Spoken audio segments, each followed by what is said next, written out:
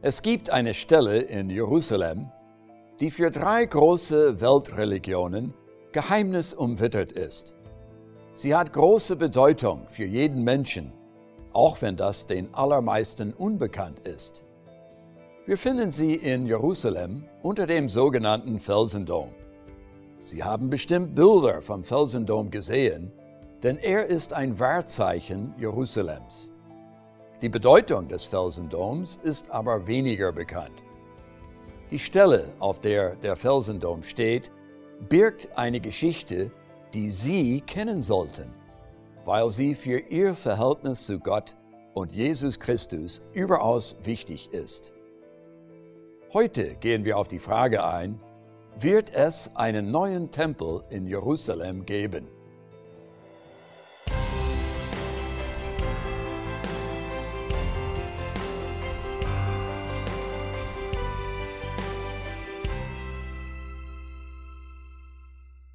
Auf dem sogenannten Tempelberg in Jerusalem steht ein Bauwerk, das als Felsendom bekannt ist.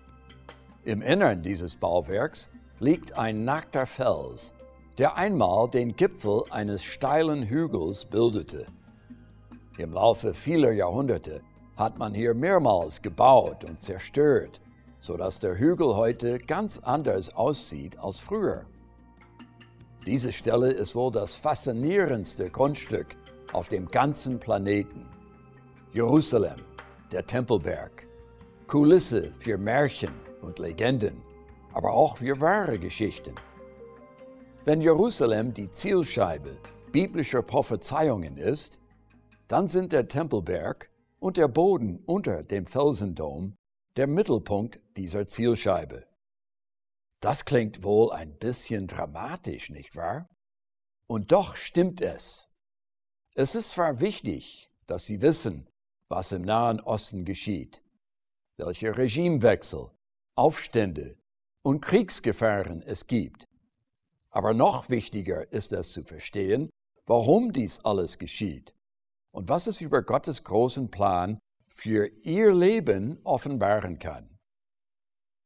Mit Hilfe biblischer Prophezeiungen kann man hinter den Spannungen, Unruhen und Konflikten im Nahen Osten mehr sehen, als an der Oberfläche sichtbar ist. Im Kern dreht sich dort alles um Gottes Plan für seine Herrschaft auf der Erde. Sein Plan sieht vor, dass viele Kinder zur Herrlichkeit geführt werden sollen. Und dieser Vorgang wird auch Erlösung genannt. Mein Wunsch ist, dass Sie den Hintergrund dieser großartigen Geschichte und ihre Bedeutung für Ihr Leben verstehen.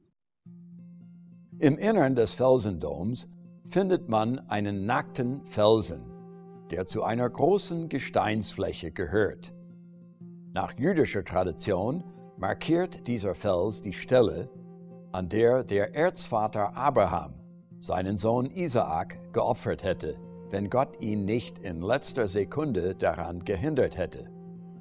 An dieser Stelle baute König Salomo einen Tempel für Gott. Der Tempel Salomos wurde von den Babyloniern zerstört. Später bauten die Juden an seiner Stelle einen zweiten Tempel, der von Herodes dem Großen erweitert und verschönert wurde.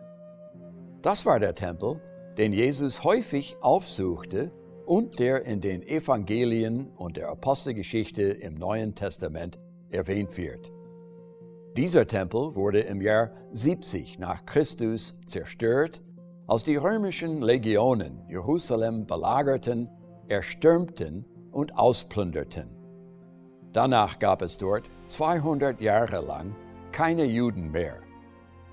Nach islamischer Tradition zog der Prophet Mohammed des Nachts in einer Vision nach Jerusalem. Vom Gipfel des Berges, wo der Tempel gestanden hatte, soll er auf einem Pferd in den Himmel gesprungen sein. In Andenken an diese Legende wurde im Jahr 691 nach Christus der vergoldete Felsendom errichtet. Dabei sollte er der naheliegenden Kirche des Heiligen Grabes Konkurrenz machen. Beide Bauwerke stehen noch in der Altstadt Jerusalems. Der Tempelberg ist sowohl für Juden als auch für Muslime heilig. Und Christen, die auf die Wiederkehr Jesu hoffen, sind an allem sehr interessiert, was an dieser Stelle passiert. Wir müssen auf jeden Fall aufhorchen, wenn die Juden dazu aufrufen, hier einen neuen Tempel zu errichten. Der rote Faden, der die Ereignisse im Nahen Osten verbindet und der durch die Prophezeiungen der Bibel offenbart wird, ist den meisten Menschen unbekannt. Im Nahen Osten finden Umbrüche am laufenden Band statt. Diese Umbrüche und Konflikte, vor allem in und um Jerusalem, sie alle führen die Welt zu dem großen Ereignis hin, das in der Bibel der große Tag Gottes des Allmächtigen genannt wird. Die Frage ist, wenn dieser Tag kommt, werden Sie darauf vorbereitet sein? Für Ihren Wandel mit Gott heute und Ihr ewiges Leben mit ihm in der Zukunft ist es von entscheidender Bedeutung, diese Zusammenhänge und die Wahrheit über die Stelle unter dem Felsendom zu verstehen. Das ist keine Übertreibung, wie wir gleich sehen werden. Als erstes wollen wir uns die längste Prophezeiung der Bibel ansehen, die eine Fülle von Einzelheiten enthält. Wir finden sie im Buch Daniel, Kapitel 11. Was zum Schluss dieses Kapitels beschrieben wird, ist ein Zusammenprall starker Mächte im Nahen Osten, und zwar auch in Israel und Jerusalem selbst. In Vers 40 heißt es: Zur Zeit des Endes aber wird der König des Südens mit ihm zusammenstoßen. Da wird dann der König des Nordens mit Wagen, Reitern und vielen Schiffen auf ihn losstürmen und in die Länder eindringen und sie überschwemmen und überfluten. Er wird auch in das herrliche Land kommen, und viele werden unterliegen. In Vers 45 heißt es: Und er wird sein Prachtzelt zwischen dem Meer und dem herrlichen Berg des Heiligtums aufschlagen, da wird er sein Ende finden, und niemand wird ihm helfen. Der herrliche Berg des Heiligtums ist Jerusalem, oder genauer gesagt, der Tempelberg. Dort wird etwas passieren, das die Aufmerksamkeit der ganzen Welt erregen wird. Wenn es um die Frage geht, ob ein neuer Tempel am Tempelberg gebaut werden wird, ist es wichtig, die Bedeutung dieser Prophezeiung im Buch Daniel zu verstehen. Überhaupt ist diese Prophezeiung für ein Verständnis der ganzen Geschichte, Gegenwart und Zukunft des Nahen Ostens von überragender Bedeutung. Im Neuen Testament finden wir eine Prophezeiung von Jesus Christus selbst, die uns ebenfalls erklärt, warum der Tempelberg in Jerusalem so wichtig ist. Wer die Bibel liest, wird mit Jesu Prophezeiung auf dem Ölberg in Matthäus Kapitel 24 vertraut sein. In dieser Prophezeiung sagt Jesus einiges über die Zeit unmittelbar vor seiner Wiederkunft voraus. In Vers 15 spricht er von etwas, das an der heiligen Stätte steht. Er sagt: Wenn ihr nun den Gräuel der Verwüstung, von dem durch den Propheten Daniel geredet wurde, an heiliger Stätte stehen seht. Wer es liest, der achte darauf, dann fliehe auf die Berge, wer in Judäa ist. Diese Prophezeiung nimmt Bezug auf eine Schlüsselprophezeiung im Buch Daniel.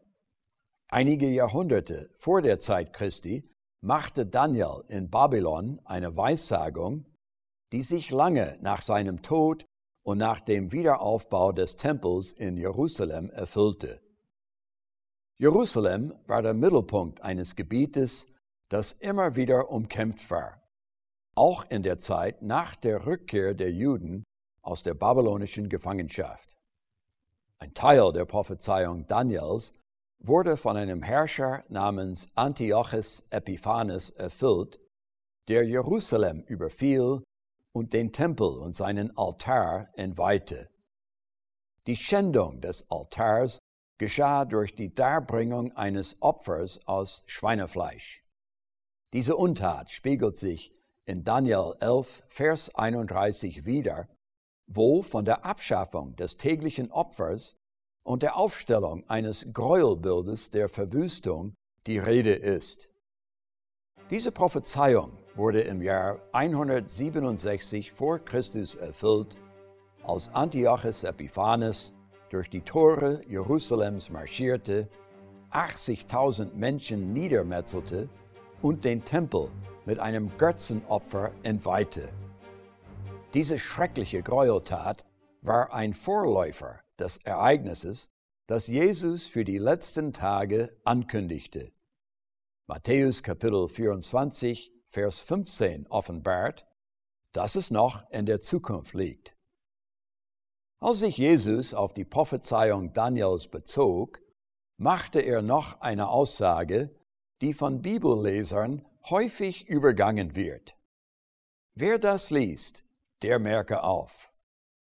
Wir wollen hier innehalten und überlegen, nicht nur wann diese Prophezeiung aus dem Mund Jesu Christi ihre Erfüllung finden wird, sondern auch, was diese Weissagung überhaupt mit uns persönlich zu tun hat. Warum ist es wichtig zu erfahren, ob ein neuer Tempel in Jerusalem gebaut wird und dort wieder Opfer eingeführt werden? Was hat das mit uns zu tun? Jesus sprach von einem Ereignis, das in Jerusalem an der Stelle stattfinden wird, wo der erste und der zweite Tempel standen. Wenn dort ein Gräuelbild aufgestellt werden soll, muss es dort einen Altar geben und Opfer müssen darauf dargebracht werden. Daher ist es wichtig aufzuhorchen, wenn die Rede davon ist, dass Juden in Israel einen neuen Tempel bauen wollen. Eine solche Entwicklung hätte eine große politische Brisanz. Wir dürfen nicht vergessen, dass ein kurzer Besuch eines israelischen Kabinettsministers auf dem Tempelberg die zweite Intifada auslöste, bei der mehrere Menschen ums Leben kamen. Bei alledem ist es wichtig zu verstehen, dass Gott gar keine Tieropfer mehr verlangt, ob in Jerusalem am Tempelberg oder sonst wo auf der Erde. Der Tempel Salomos sollte in erster Linie als Ort der Begegnung zwischen Gott und dem Menschen dienen. Der Mittelpunkt von Salomos Tempel war das sogenannte Allerheiligste. Das war ein kleiner Raum, in dem die Bundeslade stand. In der Bundeslade befanden sich die Tafeln des Gesetzes und andere Gegenstände. Wichtig zu wissen ist, dass die Bundeslade die Stelle markierte, an der Gott anwesend war. Das Allerheiligste war für alle Menschen außer dem Hohepriester Israels gesperrt und der Hohepriester selbst durfte es nur einmal im Jahr betreten. Nach dem Zeugnis der Historiker und Archäologen stand die Bundeslade im Allerheiligsten zur Zeit Salomos an dem Felsen, über dem heute der Felsendom steht. An jener einst heiligen Stätte konnte der Mensch Gott begegnen, Vergebung suchen und durch die Vermittlung der Priester und der Opfer in eine Beziehung zu ihm treten. Aus dem Hebräerbrief im Neuen Testament lernen wir, dass das Allerheiligste nur ein Abbild war, ein Schatten einer Wirklichkeit im Himmel am Thron Gottes. Das irdische Allerheiligste war nur so lange relevant, als Gott dort anwesend war, nämlich zur Zeit des Tempels im alten Israel. Der Hebräerbrief berichtet uns, dass Jesus nach seiner Auferstehung zum Himmel in die Gegenwart Gottes aufgefahren ist, um Fürsprache für die Menschen einzulegen. Er trat in das echte Allerheiligste ein. Mit seinem Blut brachte er ein für allemal für alle Menschen ein Opfer dar, das eine Beziehung zwischen dem Menschen und Gott ermöglicht und Priestertum, Tieropfer und Tempel überflüssig macht. Der Streit um Jerusalem und die Fixierung auf den Tempelberg sind völlig fehl am Platz. Für eine Beziehung mit Gott braucht man weder Tempel noch Tieropfer. Jesus hat das alles überflüssig gemacht, und zwar durch sein vergossenes Blut und seine Auferstehung. Wenn wir schon keinen Tempel mehr brauchen, warum herrscht dann so viel Streit um Jerusalem und das kleine Stück Erde, das wir den Tempelberg nennen? Für die Juden stand dort im alten Israel der Tempel, die Begegnungsstätte mit Gott. Die Muslime verehren den Ort, weil nach ihrem Glauben der Prophet Mohammed von dort in den Himmel aufgefahren ist. Christen unterstützen den Wunsch der Juden, dort einen neuen Tempel zu bauen, weil sie die Wiederkehr des Messias herbeisehnen. Diese Stelle in Jerusalem ist aber nicht heilig. Ja, sie ist nicht heilig. Ein Ort ist nur dann heilig, wenn Gott dort anwesend ist. Und Gott ist nicht am Tempelberg. Der einzige legitime Wert, den dieser Ort besitzt, ist die Geschichte, die sich hier abgespielt hat. Sie können ohne Tempel und ohne levitische Priester Zugang zu Gott im Himmel haben. Unser hoher Priester Jesus Christus ist am Thron Gottes und ermöglicht uns eine Beziehung zu Gott, die auf Wahrheit beruht. Jede Glaubensgemeinschaft, die am Tempelberg, in der Stadt Jerusalem oder in sonst einem Ort oder Gebäude etwas Heiliges sieht, ist auf dem Holzweg. Denn Gott wohnt nicht in Tempeln, die mit Händen gemacht sind. Er kann in ihnen wohnen. Er kann sie von innen her verwandeln. Sie können sein Tempel sein. Sie müssen sich nur von der Sünde abkehren und anfangen, nach dem ewigen Gesetz Gottes zu leben. Jerusalem und der ganze Nahe Osten stehen heute im Mittelpunkt von Streitigkeiten, die zum Teil auf falschen Vorstellungen beruhen. Ein frommer Jude sehnt sich danach, dieser Stelle möglichst nahe zu kommen, um zu beten. Ein Muslim will mit allen Mitteln verhindern, dass ein Jude sich dem Felsendom nähert. Wohlmeinende Christen unterstützen den Staat Israel im Glauben, dass die Wiederkehr Christi damit verknüpft ist. Sie irren sich aber in ihrem Eifer, weil ihre Vorstellung von Gott verkehrt ist.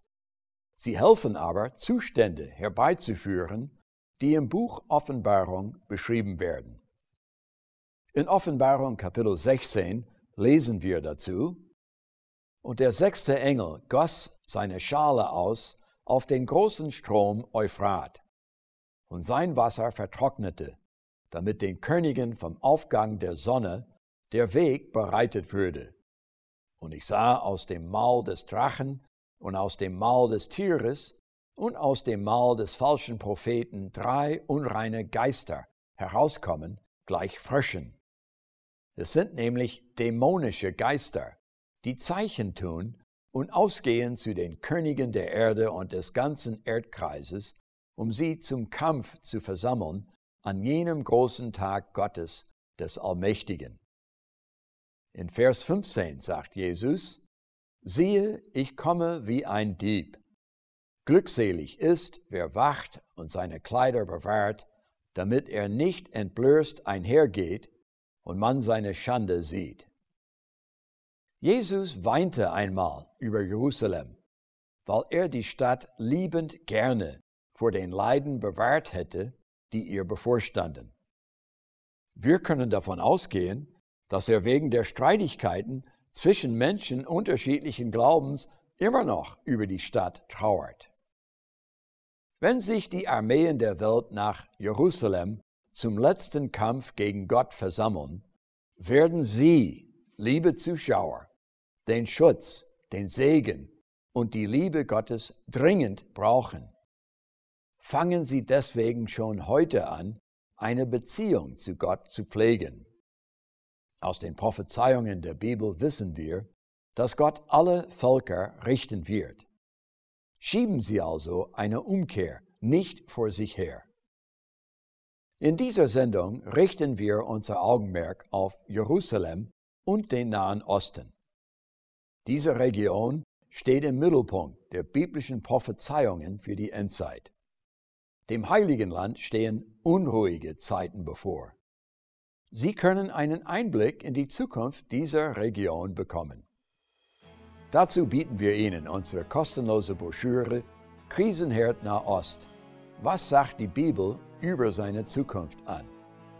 Darin erfahren Sie, welchen umwälzenden Einfluss Religion und Politik in den nächsten Jahren auf den Nahen Osten haben werden. Außerdem bieten wir Ihnen unsere kostenlose Zeitschrift Gute Nachrichten an. In dieser Zeitschrift behandeln wir Entwicklungen in Europa und Europas Zukunft aus biblischer Sicht. Sie können unsere kostenlose Zeitschrift Gute Nachrichten und unsere kostenlose Broschüre Krisenherd Nahost, was sagt die Bibel über seine Zukunft, auf unserer Webseite www.GuteNachrichten.org bestellen. In dieser Sendung ging es um einen möglichen Neubau des Tempels in Jerusalem. Die Bibel zeigt uns jedoch, dass Gott gar keinen Tempel braucht. Er hält sich heute in keiner Stadt auf und würde sich auch in keinem neuen Tempel aufhalten. Gott braucht kein Gebäude. Gott will ein Volk, das ihn im Geist und in der Wahrheit anbetet. Gott will im Menschen selbst leben. Und der Apostel Paulus sagt uns, dass die Menschen, in denen er lebt, sein Tempel sind. Doch manche würden es spannend finden, wenn in den Nachrichten ein Aufruf zum Bau eines neuen Tempels in Jerusalem bekannt würde. Aber sie verstehen die Bedeutung eines solchen Aufrufs nicht. Wird ein neuer Tempel in Jerusalem gebaut werden? Wenn ja, wäre das ein brisanter Vorgang mit geopolitischen Auswirkungen weit über Jerusalem hinaus. Es muss aber kein neuer Tempel in Jerusalem gebaut werden, damit die Prophezeiungen der Bibel in Erfüllung gehen. Prophezeit für die Endzeit ist das Gräuelbild der Verwüstung, das mit einer Unterbindung des täglichen Opfers in Jerusalem zu tun haben wird, wohl auf dem Tempelberg. Um das tägliche Opfer wieder einzuführen, ist kein Tempel, sondern lediglich ein Altar notwendig, wie das schon einmal in der Bibel der Fall war. Und das tägliche Opfer könnte vor Beginn von Bauarbeiten an einem neuen Tempel dargebracht werden. Diese Opfer wird es in Jerusalem vor der Wiederkunft Jesu Christi geben. Darauf können Sie sich verlassen. Das tägliche Opfer in Jerusalem auf dem Tempelberg würde einen neuen Nahostkrieg auslösen, mit weltweiten Konsequenzen. Die letzte Schlacht dieses Zeitalters wird vor Jerusalem stattfinden. Sie müssen sich aber nicht davor fürchten, wenn Sie sich Jesus bereitwillig zuwenden und sich ihm ergeben. Jesus anzunehmen ist der Schlüssel zum Überleben an jenem Tag. Was ich Ihnen sage, ist kein Märchen. Wir gaukeln Ihnen nichts vor. Es geht vielmehr um Ihre Zukunft. Was machen Sie nun mit dem Wissen, das wir Ihnen vermitteln? Ändern Sie Ihre Lebensführung? Revidieren Sie Ihre Vorstellung von Jesus Christus, von unserem himmlischen Vater und von der Bibel? Hören Sie auf, heidnische Feiertage mit Ihren Traditionen als christlich zu halten? Besuchen Sie den Gottesdienst in einer Gemeinde, die den göttlichen Sabbat heilig hält. Um Ihres Lebens willen schieben Sie eine Umkehr nicht vor sich her. Fangen Sie schon heute an. Möge Gott Ihnen dabei helfen. Vergessen Sie nicht unsere kostenlose Literatur und erzählen Sie auch Ihrer Familie und Ihren Freunden von uns. Für Beyond Today sprach Paul Kiefer. Danke fürs Zuschauen.